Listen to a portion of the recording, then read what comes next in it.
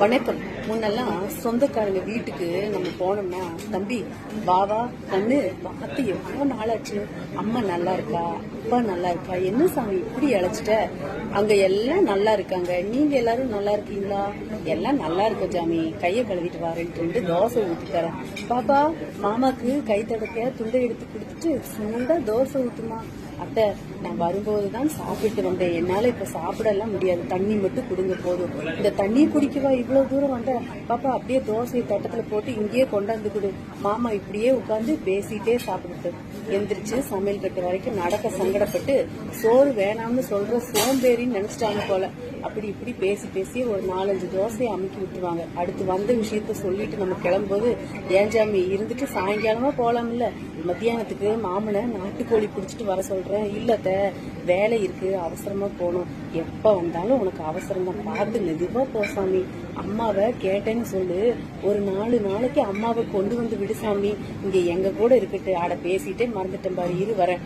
போய் ஒரு கட்டை பையில கத்திரிக்காய் தக்காளி வெங்காயம் போட்டு கொண்டு வந்து வண்டியில வச்சுட்டு, நேற்று சந்தைக்கு போனேன்னா அங்க வாங்கி அந்த நாங்க 3 பேர் தான், இத்தனையை வச்சுக்கிட்டு என்ன பண்ண போறோம், கொண்டு போய் அம்மாட்ட கொடு, பார்த்து பத்திரமா போசாமி.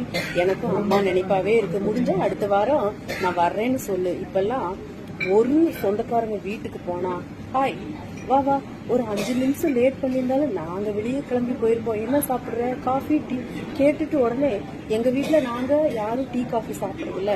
இதுக்கும் மேல இல்லைங்க, நாங்க தினம் 6 வேளை குடும்பத்தோட ஊர்வலமா போய் டீ குடிச்சிட்டு வந்தாதான் எங்களுக்கு தூக்கம் வரும்னா நம்ம சொல்ல முடியும். ஐயோ, நான் இந்நேரத்துல டீ காஃபி சாப்பிட மாட்டேங்க. அப்புறம் என்ன விஷயம், வந்த விஷயத்த சொன்னது, இதுக்காகவா இவ்வளவு தூரம் வந்த, போன்லயே சொல்லி இருக்கலாமே. இல்லைங்க, பார்த்து ரொம்ப நாளாச்சு, அதான் நேர்ல பாத்துட்டு போலாம் வந்தேன். அதான் தினம் 4 தடவை வாட்ஸ்அப் பேஸ்புக்ல போட்டோ அப்டேட் பண்றேனே. கண்ணத்திலே செருப்பால் அடிச்ச மாதிரி இருக்கும். இதுக்கடையில அவங்க பையனும் பொண்ணும் காதுல இயர்போன் மாட்டிட்டு குறுக்க மரத்து நடந்துட்டு இருப்பாங்க.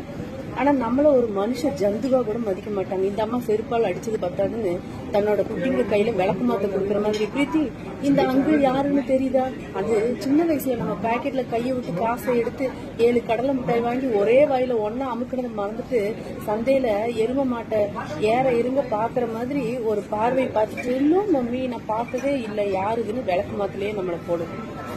உடனே அம்மாக்காரி அசடு மாதிரி ஒரு சமாளிப்பு சிரிப்பு சிரிச்சுட்டு, அப்புறம் இன்னுமாடா கிளம்பல, சரிங்க டைம் ஆச்சு நான் கிளம்புறேன். ஆமா வந்து ரொம்ப நேரமாச்சு, நானும் வெளியே கிளம்பணும், இனிமேல் வரும்போது ஒரு ரிங் பண்ணிட்டு வா. எங்க வீட்டுக்கு வர கெஸ்ட் எல்லாம் எப்பவுமே பர்மிஷன் கேட்டுட்டு தான் வருவாங்க, போகும்போது அந்த கேட்டை லாக் பண்ணிட்டு போயிடு, தெருநாயெல்லாம் உள்ள வந்துடும். இப்படிதாங்க இருக்கு இன்றைய நடவடிக்கைகள். ஒரு கெஸ்ட் வந்தா கூட அவங்கள வரவேற்று உபசரிக்கிறதுக்கு நேரம் பத்தல, தொலைபேசி அப்படி ஆக்கிடுச்சு. சரி நம்மளாவது கொஞ்சம் மாற்றுவோமே, வர உறவினர்களை உபசரித்து அவங்களுக்கு என்ன தேவையோ செய்து அவங்க இருக்கிற வரையும் சந்தோஷமா அவங்கள நடத்துவோங்க. நன்றி.